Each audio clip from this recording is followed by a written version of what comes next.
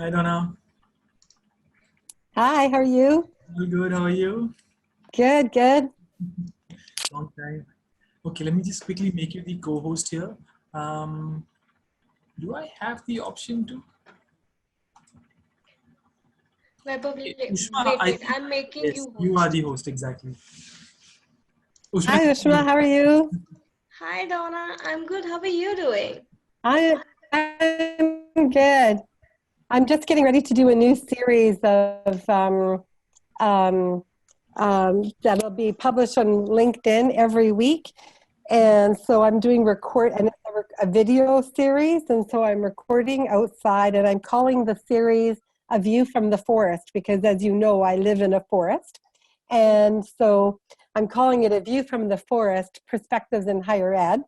And I'm trying to do 2 or 3 topics in advance of the premiere, just so that my director, videographer, my husband, is available because sometimes he's gone away to work or he's out of town for a few days. So I want to get a few in the bank before he takes off.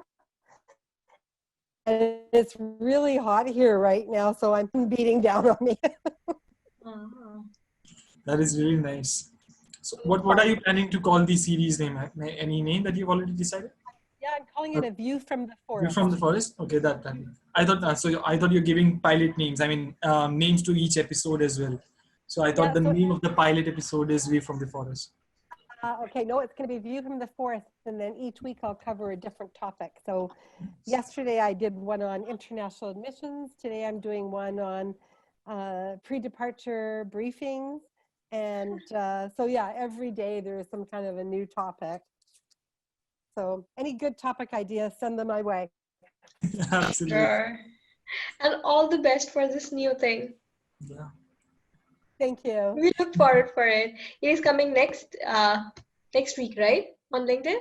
Well, they've got the first one. The video team has got the first one. And so the idea is give them 3 or 4 and let them get them 3 or 4 ready, and then we can pick which one we'll launch it with. But yeah, so maybe it'll be in the next couple of weeks for sure. Perfect. I did ask So, Christine to join us. mhm. All right. Ushma, you can go ahead and make Donna the co-host as well, right? Yes. And Donna, since we are doing this for the first time, and of course we have gone through all the, the breakout rooms tutorials already, but I would still want to be cautious about how we are going to proceed. You already mentioned that we have 17 people joining today, right? So can you just So brief me what exactly would be the flow of event? okay, sure. So so we have 17 or 18 people who are registered, and so we expect anywhere from 10 to all of those people to participate. If it's only 10, then we might not break out into a breakout room. So the idea being that these sessions are going to be started by the speaker. So Christine Walk is going to be the speaker, and she's going to get everyone started. But the idea is that she won't really talk for that long. She'll give some examples and then to break people out so that they can actually communicate. So if there's only a few people, we might just say to you, you know what, instead of doing a breakout room, we're going to stay in one group, or I'll text you or something to say we're just going to stay in one group. But if we decide there's enough people to go into 2 groups, we will. Because what we're wanting to do is everyone to have an opportunity to talk and engage. So you might not actually be able to record those groups, and that's fine because we're not really planning to circulate these. These are really a members only kind of series, so they're not, we're not planning to publish them in any way. I see. Yeah, that's fine. So another limitation is I just wanted to know who will be hosting each, separate. In case we end up, making multiple groups, break rooms. So who will be hosting which group, and how do you want to proceed? If we go to 2 groups, I think the first one will be Christine and the second one will be Inning. And so I'll just send you her name. She's from St. Lawrence College, and she would be doing the second group. So, oops.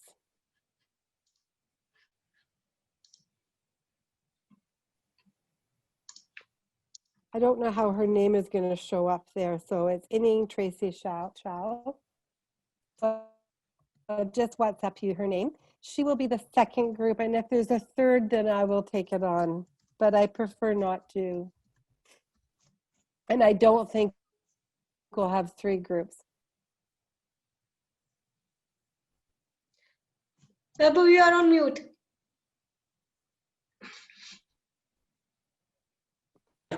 So I was saying, any idea how long this break room discussion would last? Because we won't be able to join the break rooms. I mean, not every group in case we split, right? Okay.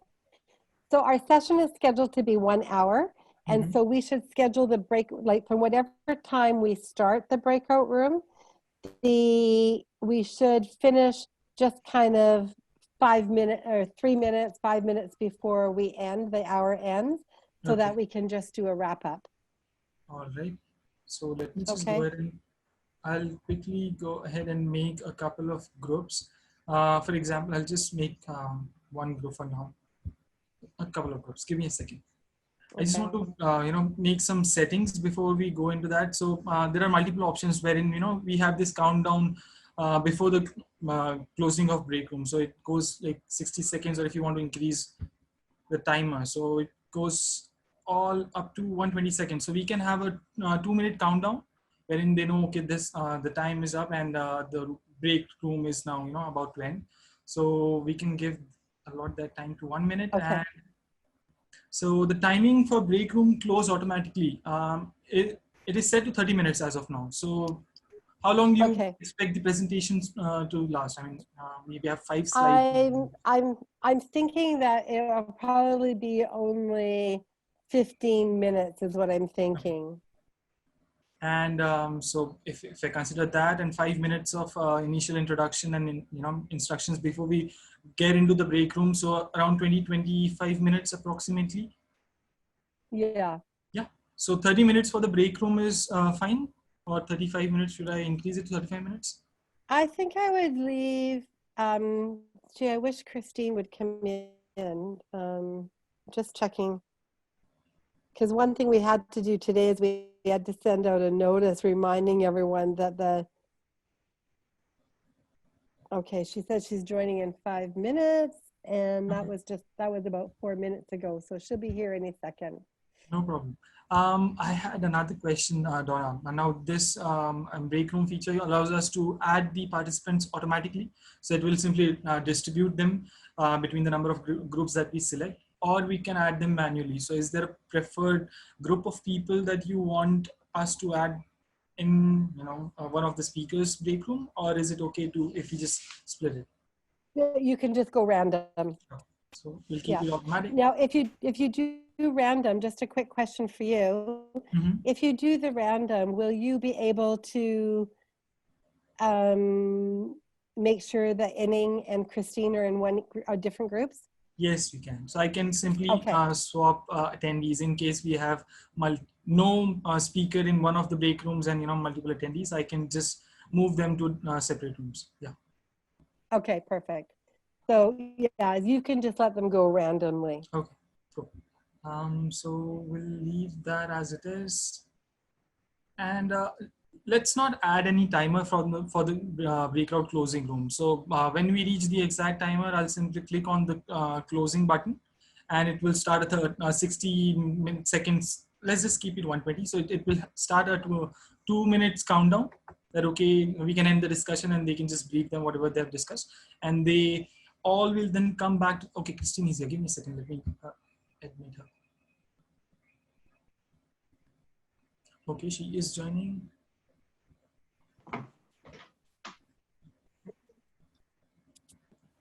Hello. Hi, Christine. Hi, Christine. Hi. Hi, Here I come with my Christine. video. Hi. There you Hello. are. Hello. So this How is is the first time, Christine, that the team has done a webinar with breakout rooms. And Okay. so So they're just asking some kind of critical questions, and I've answered some of them, but I also said, really, we need you for knowing the real answer. So I will take less than 2 minutes to just introduce Christine and thank MSM for hosting. And then we can pass it on to Christine, and she will do all her own kind of introduction to the session, etc. And Christine, the team is asking, how long will you be presenting before you want to start your breakout rooms, approximately? Yeah, good question. I mean, I only have 3 slides. The point of this is to be a discussion. So I would say 10 minutes tops. Like my goal, and I've just sort of, I'll be, telling a story about our experience, going through these sort of 3 pillars that we use to sort of frame the discussion. Then there's that discussion questions in the second version of the PowerPoint I sent out. And then I think we can go right into discussion. So I'd say 3/4 of the hour.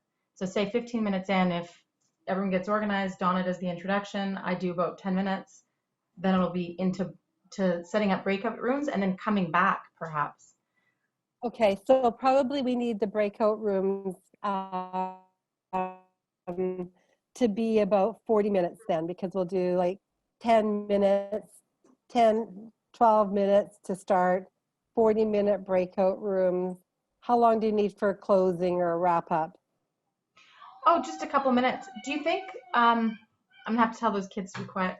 Do you think, Donna, I was wondering, like, I wonder if there's value in us, and maybe this is too complicated, so just say no if it's too complicated. Like, if we go breakout, say for 10 minutes on the first discussion question, come back, share, then break out into a room again to talk about the second discussion, come back, share, and then we can do a final one, or maybe that's it.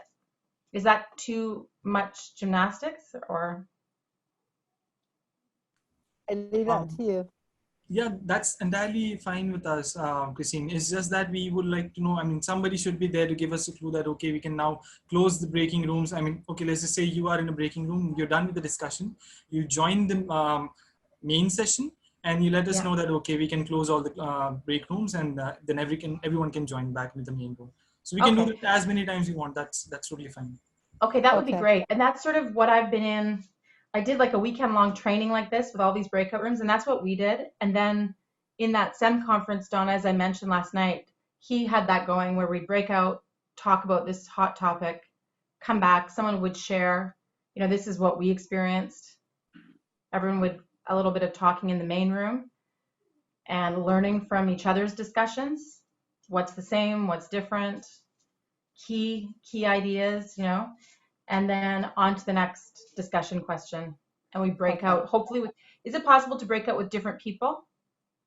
Well, I've already suggested that we do random breakout, so I think that they will actually automatically be different people because of that. Okay. And I've just asked to make sure that if there's 2 breakout rooms, and that's what we'll have to let them know, is how many breakout rooms do we want based on the number of people who actually show up. We know that there's 18 people registered now, 18 or 19, including yourself.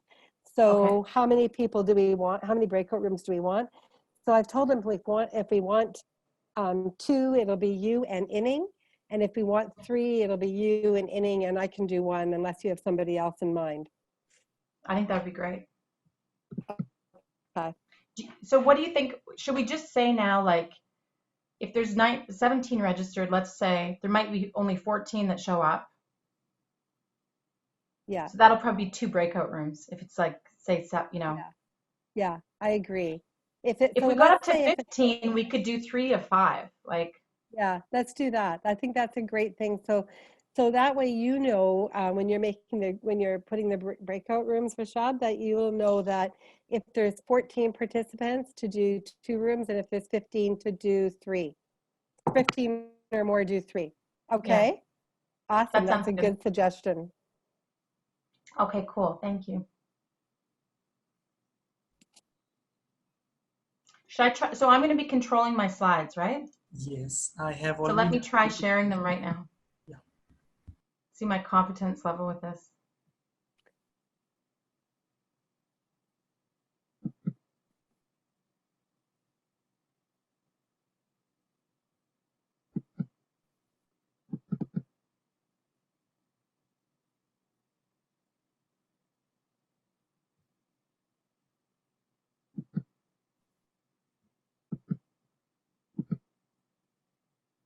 How's that? Looks good.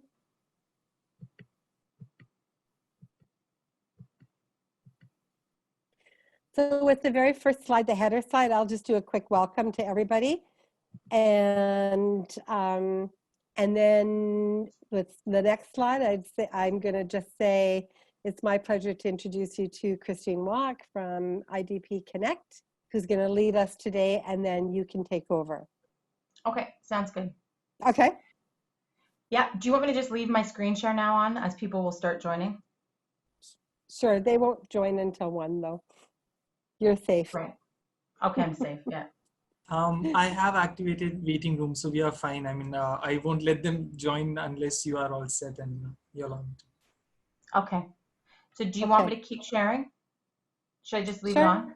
That's fine. Yeah, sure. It's nice because Okay. when people do come, then it's automatically there.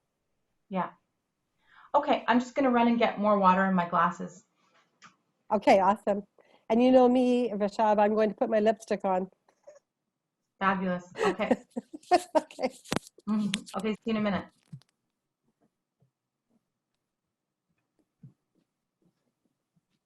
It's interesting, I can't find my mute button when I'm sharing the screen.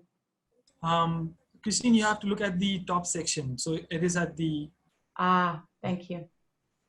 same place I mean, if you want to stop sharing, you do. I mean, yeah.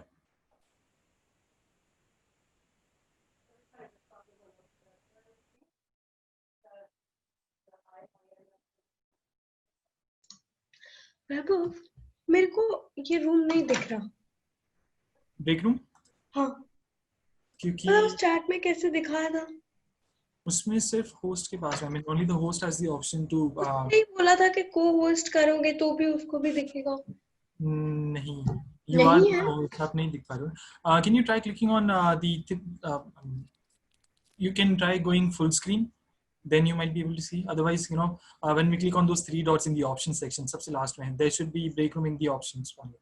If it's not there, then only the host is allowed to see it. No, I don't have that option. Okay. For sure. No problem. So it will be just me who will be handling the break rooms, right? And at the moment, Usma, you will also join one of the break rooms, right? So once I distribute them, yeah. So once I distribute them, you can just be in one of the groups. I'll make sure the attendees are distributed accordingly. In case, you know, I have the option to distribute them before they join a session, right? So I'll distribute them and then I open the rooms so that, you know, it is equally distributed and they join accordingly. Yeah. And whoever, you know, comes out first, be it Donna, Innings or Christine, and, you know, they just give me a clue that, okay, we can end the break rooms now. The discussion is okay, fine. I'll close the breaking rooms and then we move forward to the next topic. Yeah. All right. Yeah, it turns out to be good that it's just a small group because it's good practice. Yeah, true. I did practice with my family, but did you? wanted to go. Yes. They are my guinea pig. Why I always do experiments. That's funny. I can see your whole family on a Zoom call. Yeah, and they have all the weird questions. Trust me. So I get good practice. And how do I do this and all that? Oh yeah, I bet they do. So when you say your family, is that children? Does that include children? I am actually at my in-laws. My parents live far away, you know, in Maharashtra. I stay in Delhi, so it's just me, my wife, and her and my in-laws. So yeah, it's just a small group at the moment. So you can have family dinner over Zoom, testing groups and. Yeah. Trust me, my parents are having a lot more Zoom meetings than we are doing. Everybody's on Zoom at the moment. I know. We have this new term that everyone is zoomed out. Zoom, yeah. Definitely. But it's pretty effective. I mean, like I'm using it for I teach on Saturdays and I'm using the platform that BCIT has for teaching, but I also find that for certain things, it's way easier to just get everybody engaged on Zoom. And so I do, and it's amazing. It's so much easier to use than these sophisticated, expensive platforms that institutions are creating. Absolutely. Yeah. Um, just a quick tip. So me and Ushma will have our videos and mics off, of course, during the entire session. But in case you guys need to connect, I mean, we will of course be there, but we won't be turning on our webcams. Is that fine? I mean, when we connect, that is fine, right? Yep, that's fine. Okay. Yeah. I have your WhatsApp, so I'll be sending you messages if there's a panic. So Christine, just know that if you end up in some kind of crisis, I've got him at my fingertips here. Okay, great. Thank you. Another question, Christine. So you said you want people to be shuffled during every discussion that we jump into, right? So every time we start a breakout room, you want participants to be exchanged in between groups. Is that correct? So you don't want the same members It's in the same possible. meeting. Exactly. Yes, Yeah, of that course, would be it's possible. ideal. So, Yeah. okay, I'll make sure. And we tried that at another one. It was the SEM one, and we got stuck with the same people every time. And it was Oh. okay, but I think they were trying to do it, but somehow I kept being in the room with my own team, which was kind of funny. It looks pretty straightforward to me, but I have not tried it yet, so I just hope I make sure it does happen. It's a guinea pig session. Well, this whole session is guinea pig. This is our first time doing this whole concept, so we're all in it Really together, interesting. literally. Yeah. Okay. Well, it's good to learn that way when everyone's new together. There's not so much pressure. Yeah, that's right.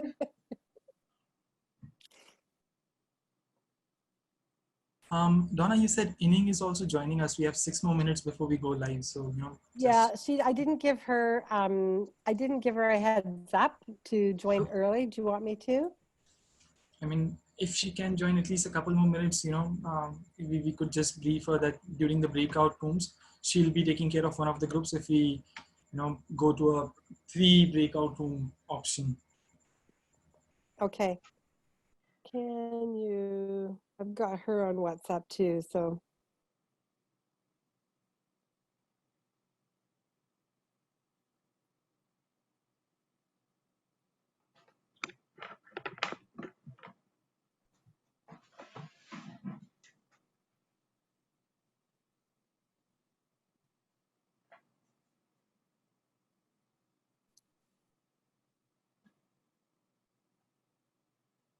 Okay, I just sent her a WhatsApp message.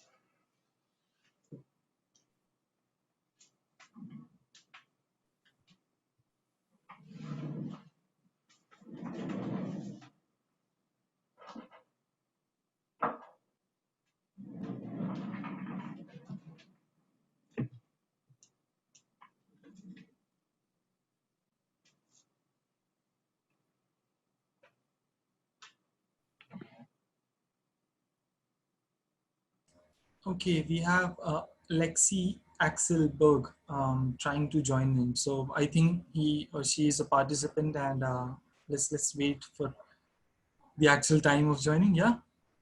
Yeah, you can let her wait. She's on my team, Okay. actually. Oh, okay. So do you want me to admit her? Yeah, she can join, right? Sure, whatever you think. All right. No, she can wait. She can wait. Okay, waiting room. Waiting room is good. I'm sorry, I just clicked. Okay. All right, let her in then. Hi, Lexi. We let you in just a moment early before it started, but still have to bear with us. We're kind of socializing at the moment rather than starting the session. We won't let other people in until 1 o'clock. Oh, cool. I was too Hi, keen. Lexi. Hi. Hi. Lexi's in the UK right now. So what time? So it's 5 hours ahead of Toronto. Hi. Yeah, so we've actually just had dinner, so it's 9 o'clock. Nice. Oh, wow. Welcome. Thanks. We have two vice presidents in the UK, so we often have 7 and 8 o'clock in the morning meetings our time in Vancouver so that we can catch them just at the end of their workday. Yeah.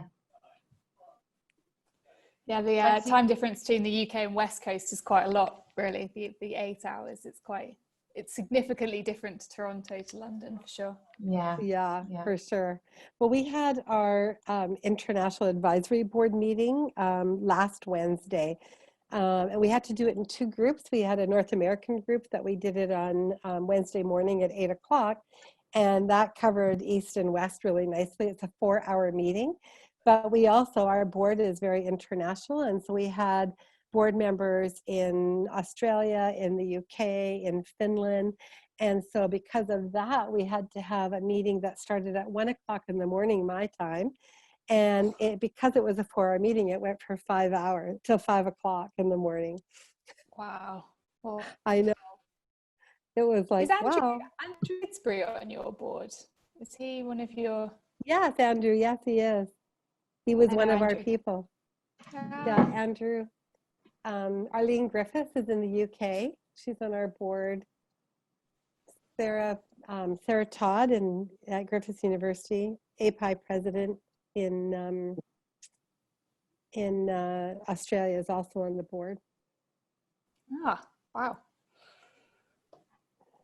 So it's great having an international advisory group, but it's crazy trying to bring people together in one place. It used to be so easy when there was conferences that we all went to, but not so much anymore. Yeah. I'm so excited to start meeting people in person again. I know. I know. Mm-hmm. It will be nice. I actually did have Sanjay, and Sanjay lives in Kelowna, and I live in a really Okay. small community called Hope that's outside of Vancouver.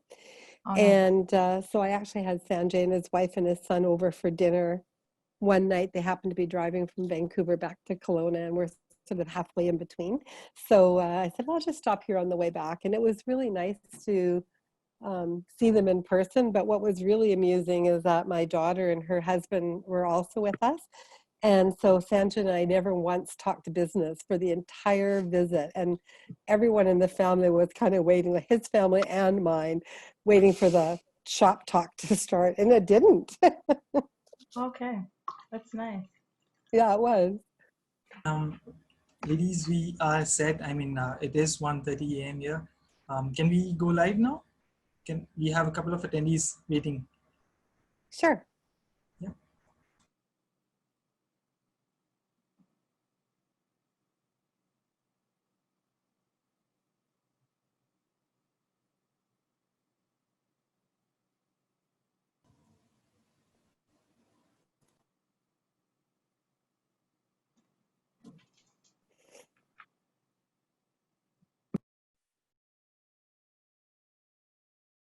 Hi, everyone. Thank you for joining. We're just going to wait a few minutes to give a few more people an opportunity to join us today.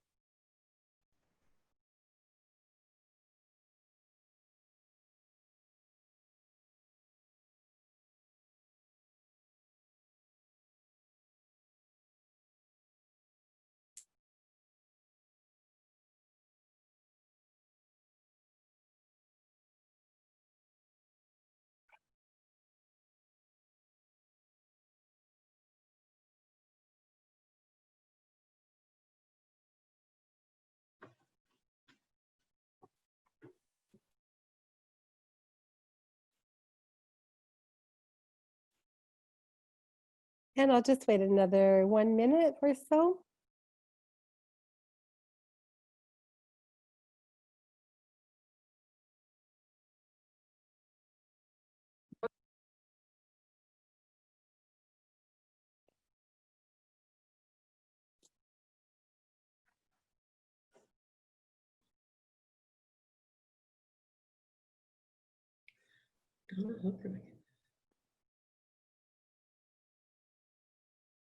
Okay, we've got a good little group here, so I think I'll get started and just want to welcome everyone here today to our very first GlowEd in the boardroom.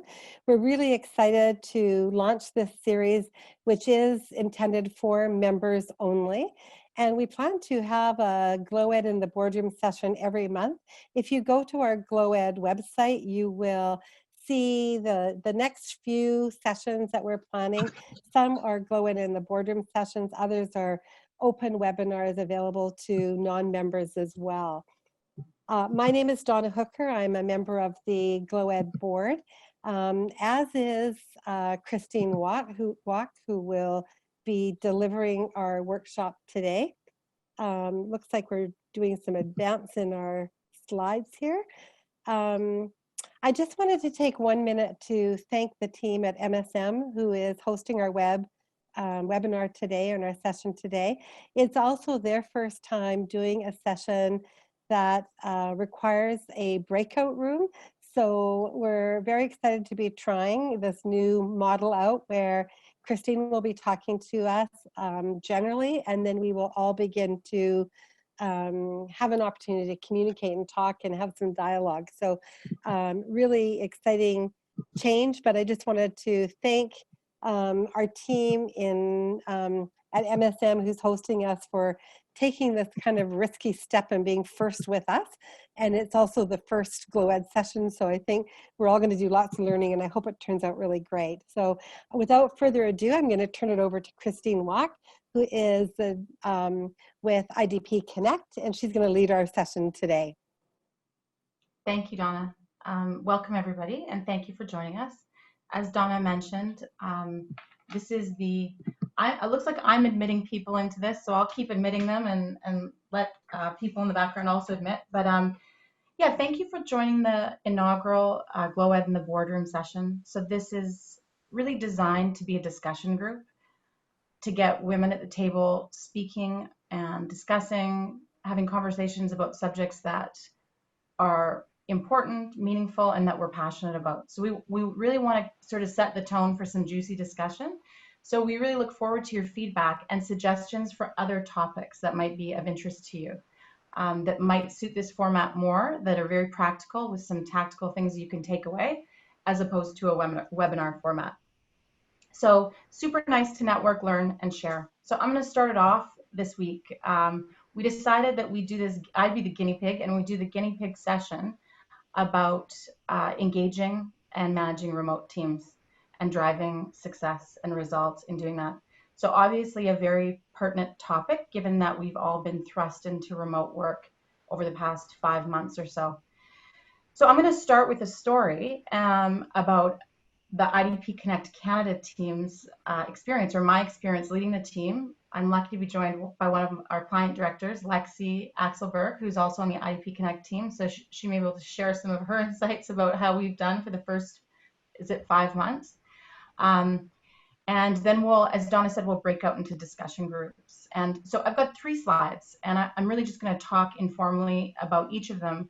But for me, these form the pillars of what I have aspired or hoped to create the basis for our team working remotely. So a bit of background, I joined IDP Connect as the Director of Client Partnerships for Canada in February.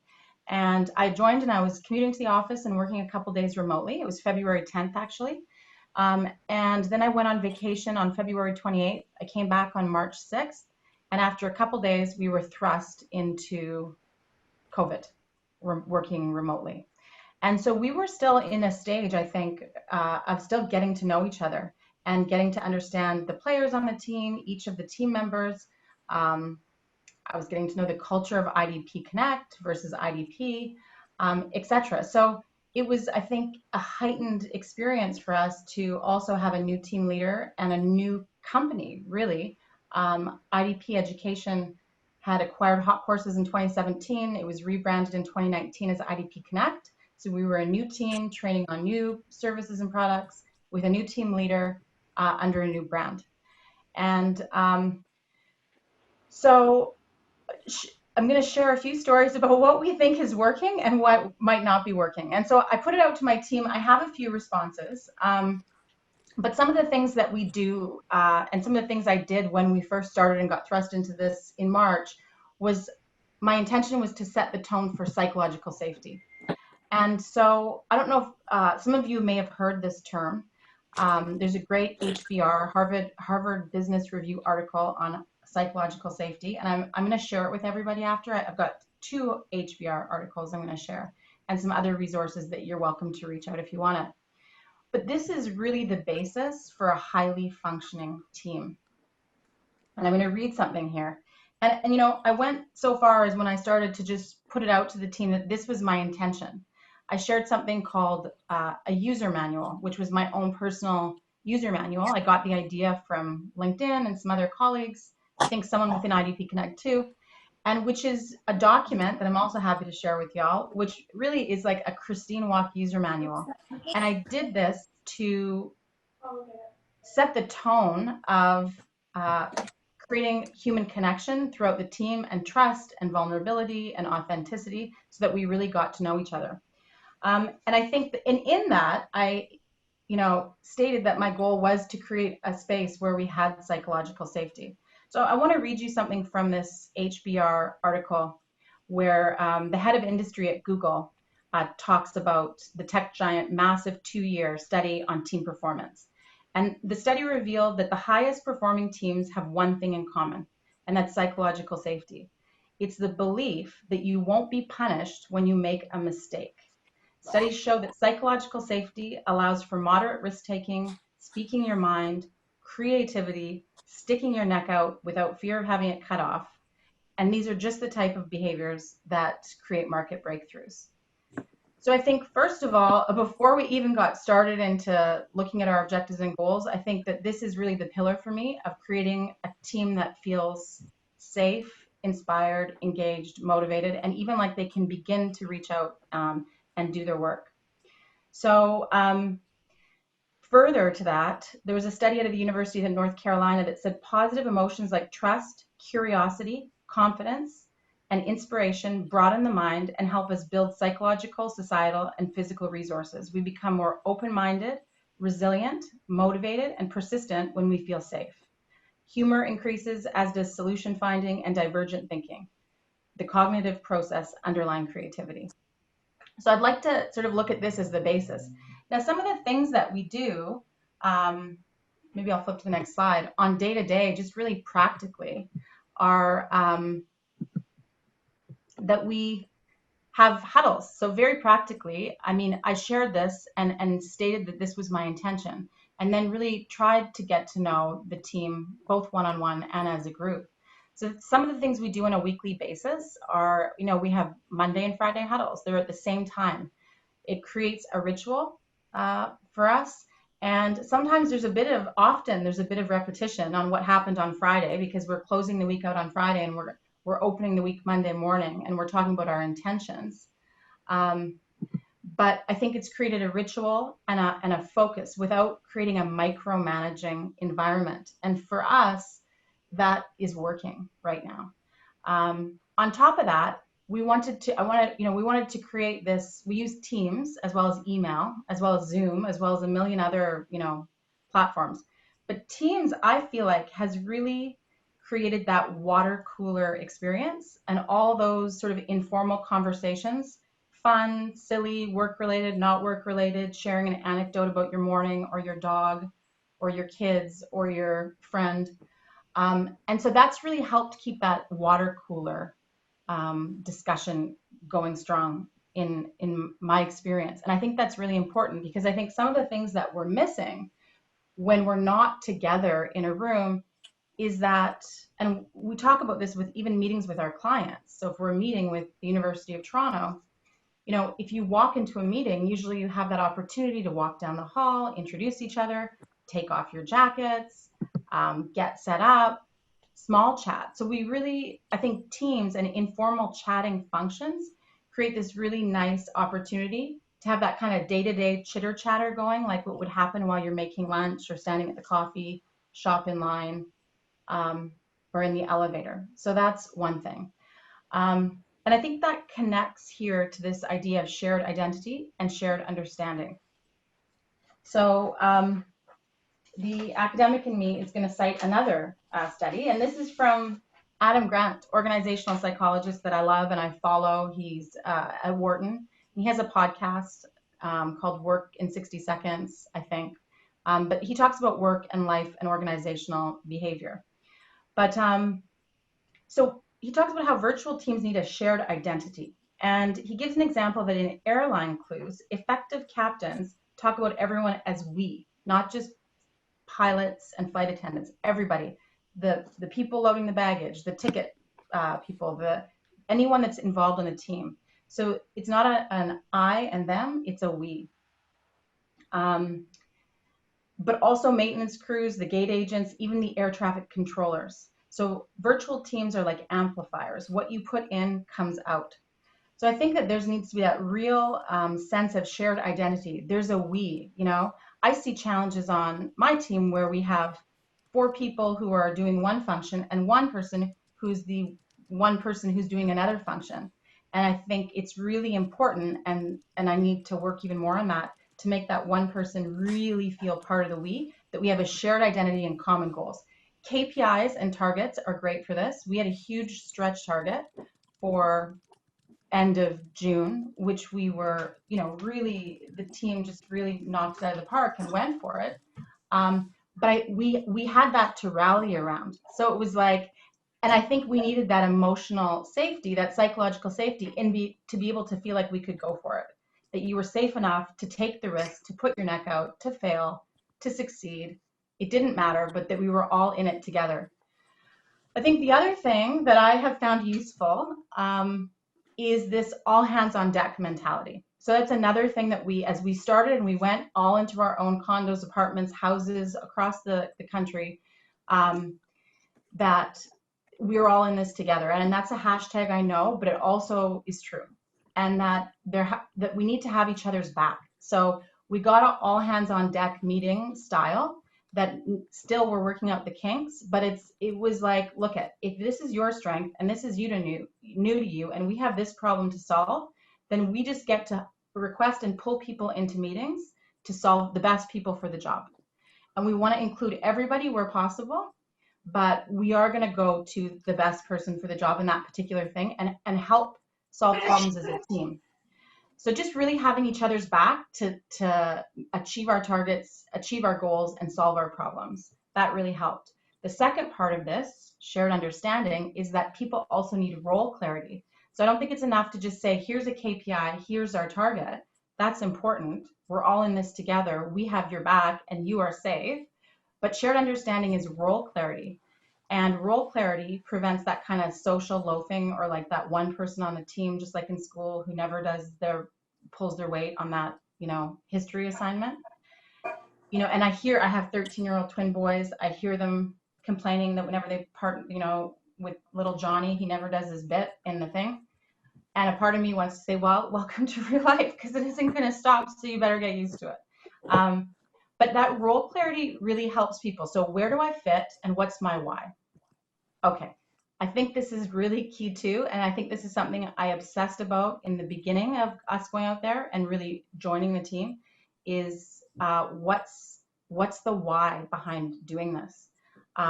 So why do we all get out of bed every day? Beyond the paycheck. And so this is the third and final pillar. And as you'll see, I squished 3 words onto this, so I'm probably trying to get in 6, but the why to why you want to come to work. Why do you want to reach for that goal? Why do you want to reach for that stretch target? Why do you want to go further than what you did yesterday? Why do you want to grow? All of that kind of stuff. And so this is another HBR article that I will share. And it talks about people do their best work and can achieve their best potential when there's these 3 components to their work. And that is play, purpose, and potential. So we are hardwired to play, to be curious, and to be innovative. And so I'm going to read some quotes again on this. So play is when you are motivated by the work itself. You work because you enjoy it. A teacher at plays enjoys the core activities of teaching, creating lesson plans. A piano player enjoys playing piano. An accountant enjoys numbers and solving problems. So play is our learning instinct, and it's tied to curiosity, experimentation, and exploring problems. Purpose is your why. It's when your work fits your identity. And you work because you value work's impact. For example, a teacher is driven by purpose that aligns with their values and identity. And I think that's super important in choosing a career and accepting a job. And so once you're in it, hopefully you have a team that their purpose is really aligned with the work they're doing, because that goes a long way to helping staying motivated and engaged. If you have the right person on the bus, so to speak, right people. And then potential is when the outcome of your work is aligned with your growth and potential. So if you want to be the CEO of a company or CEO of your own company, you can see that the work you're doing day to day is both meaningful to you, it has purpose, and that ultimately it is leading towards your goal. So I think that if you can work with teams to have these components in their work, that they feel they understand the why by what they're doing, then you can get on to the how and what and get on with the day. And people, should, in theory, be more inspired and engaged towards that purpose and achieving their potential. Now, again, easier said than done. I think the purpose of today is to really, this doesn't like to move very well, does it?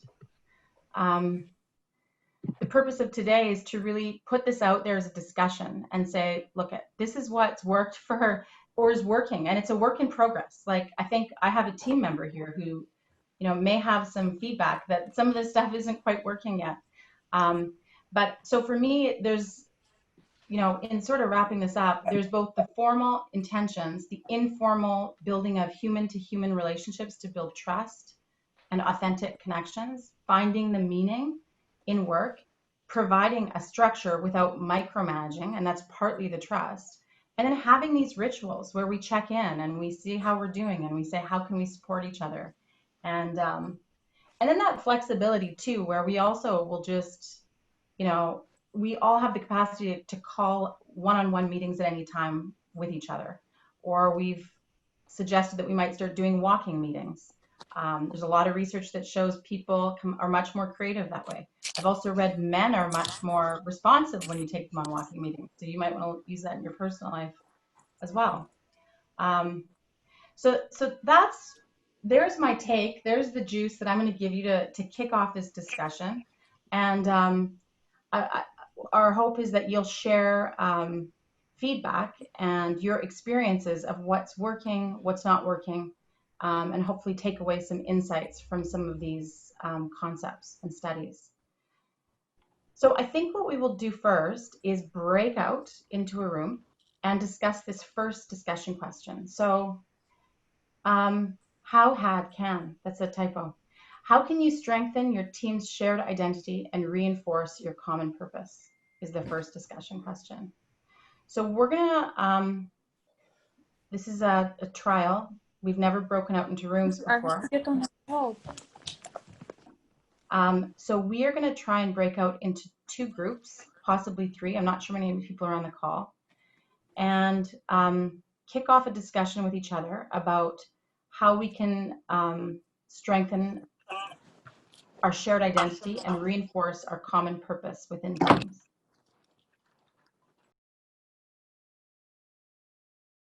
Okay, so all of our breakout partners are back. Good stuff. So hopefully you had some interesting discussion. Does anyone want to share some of the Inning? Did you want to share? Is Inning here? Yes, Inning? I'm here. Oh, Yeah, there you are. Why don't I just share what our team has talked about, some of the highlights, and any of my team members feel free to jump in, okay? Sure. So first we talk about an expanded connection. So both Donna and other members, Anne as well, talk about how because of the online and remote situation, we actually expanded those connections with, perhaps another team in another geographical location, Also, we talk about the intention and more purposeful connection that we are making now because of the situation. So these are all the good things that come out of this remote working situation, and actually making people feel more part of the group, but also have a more sense of belonging because there's more frequent communication and connections that we're making. We also talk about challenges, of course. One of that is technology sometimes get in the way, sometimes it's not reliable. But for the most part, I think we are all learning and overcoming those challenges over time, probably adapting an attitude of, sometimes you just try again. If technology failed this time, you keep trying. What else can you do if your internet is not stable at this moment? But we kind of all just roll with the punches, I guess. The other challenge that some of our team members talk about was the overwhelming sense of, things are beeping all the time now. You're online doing one thing, but your email continue to streaming, or someone is trying to text you. So trying to manage all of that, very noisy channels coming all the way, is a bit of a challenge. So there's definitely pros and cons in working this new reality, I guess. I don't know if anyone from my group want to jump in on those points. Or did I miss anything? I think you covered everything, Ining. Good. Good, thank you, Ining. We had some similar, does anyone from our group want to share a bit about some of what we talked about? Some of these are similar, like the constant distractions, the nonstop team messages, managing energy. I like to think about managing energy as opposed to time. So if I have very focused work, it requires me to shut down the Teams, put it on Do Not Disturb, and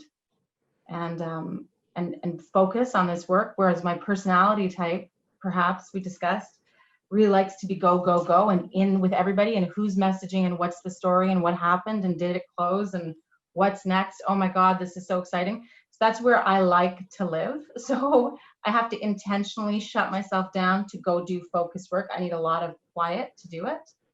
I also need distraction too, which is hilarious that I need distraction to do quiet work. And I think Lexi mentioned this to me today too. I went to Starbucks for the first time the other day since COVID, and actually sat inside and did some writing on the weekend for a weekly update.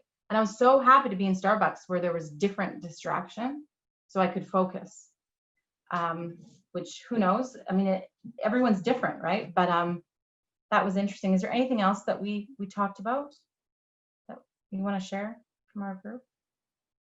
It's 4:41, and I think it might be fun to skip to the third discussion question that I had, because that one's a little bit different. And it talks about, the third discussion question was, how has your resilience been affected by thinking ahead to the future or back to the past?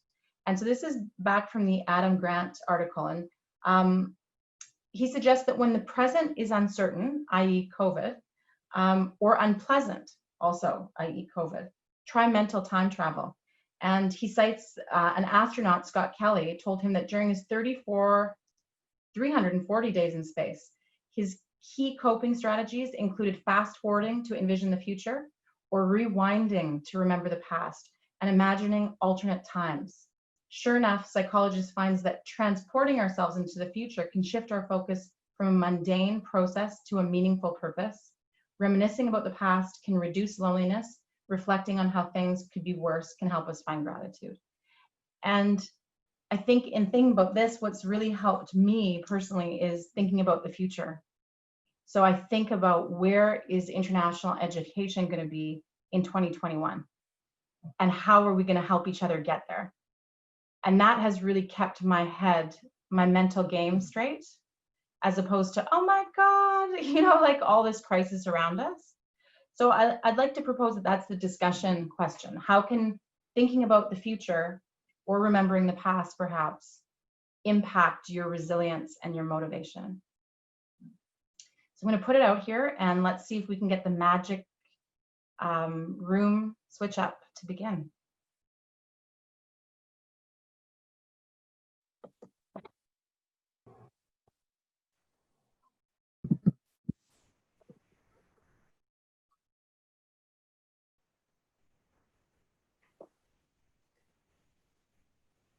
Here we are. Hi, everybody. Here we are. Welcome back. Okay, thanks everyone. Well, it's 5:01. We did pretty good for time. Is there anything before we wrap up? We had some great conversation. We were just talking about, Donna, did you want to finish your thoughts? I mean, we were just even talking about the future and how, depending on where we are in our careers, whether you're starting your career or you're mid-career, perhaps you're at the end of your career, it impacts us differently. And so, go ahead. Oh, sure. I was just commenting in our group before we ended our session that we have different people in different components or stages of their career. And so people who are just entering the career or maybe have just recently lost their job will be thinking about the future differently than people who are currently in their career. They love the career and their job the way it is. And there's this uncertainty about how it's going to be in the future. And those who are new might be going, wow, is there going to be room for me? Where other people are going, is this job going to be what I like in the future? And, you know, is it going to be the same? And it probably won't be. And am I going to like it the same? And I know personally, I felt that I was in a pretty sexy career. I had an opportunity to travel the world in my job and meet people from all over the world, which I will continue to value through the remainder of my life. And I wonder if we're going to see as much need for our own mobility as we have in the past, and what budgets are going to mean, you know, whether budgets are going to make that possible, et cetera, and how this COVID crisis is going to change things. And I do believe change will happen, but I am optimistic that things will return to somewhat historical stages, because if we think about Gen Z people today, we know that they want instant answers on technology, but they also want face-to-face people, high-touch people responses as well. So those are just some closing thoughts from me. Yeah, thank you, Donna. And experiences, as you said, like the need for experience, which is part of our industry. You know, education is not just a set of content you throw onto a platform and walk away from it. So well, that's kind of a segue to what our next webinar is, where this woman, Christy Miller, is coming to talk, and that's in September. And she's going to talk about what's the next big thing, thinking about your career in a context, and how do you think about your career? So even if you're in a really stable position, you still want to manage your career over a period of time. So watch for that, because she should be really amazing. And she is not from our industry. And she's a woman who's been very successful in the tech industry but she's served on a number of education boards, so she knows about our industry. So I think it's actually should be quite an interesting session and get you to think about. And as members, you know, it's free, and it should be a pretty interesting opportunity. And then after that, we will have a week later another set of discussions like this where we can talk about what she said. So I hope we see you guys there. Yeah, absolutely. Very exciting. We also hope you will. We also hope, as a board member here, hope you will tell your colleague about GlowEd and invite them to that next webinar, or invite them to join the membership. Now you see, as a member, you do get this kind of a discussion and networking opportunity, and really great discussion, both in the group and in a smaller group and in this large forum. So, Well, good job So to you. GlowEd. Sorry, go ahead. Oh, I was just saying, good job to Eating for recruiting me for this meeting. I really did enjoy it. So thanks. It really was an interesting conversation, and it's nice to have a little bit of presentation from Christine, but then some opportunity to discuss with colleagues from elsewhere. So I really did appreciate that today. And the time is perfect because Christine, for people who can't shut down. That's right. We're gonna shut it down in Toronto anyway. Yeah. Easter EDT, we're closing it up for the day.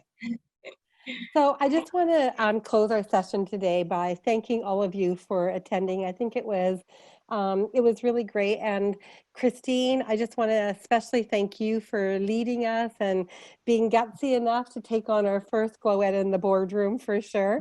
And also to IDP, who is sharing Christine's time today with us for this purpose. And so I think appreciating them as a sponsor today and in that regard. And again, to echo what Inning said, please go out there and tell your female friends in this industry to join GlowEd, because these types of sessions where we're actually engaging and talking with each other is very much part of our monthly agenda, coupled with all the other professional development events that we are planning to do in the future. And just in wrapping up, just again to my team at MSM who happily is hosting this session for us, thank you very much for your also taking this on for the very first time too. It was great and you did a great job. Thanks everyone. Thank you so much, Thank everybody. you. Have a nice evening. Bye. Bye. Bye. Bye.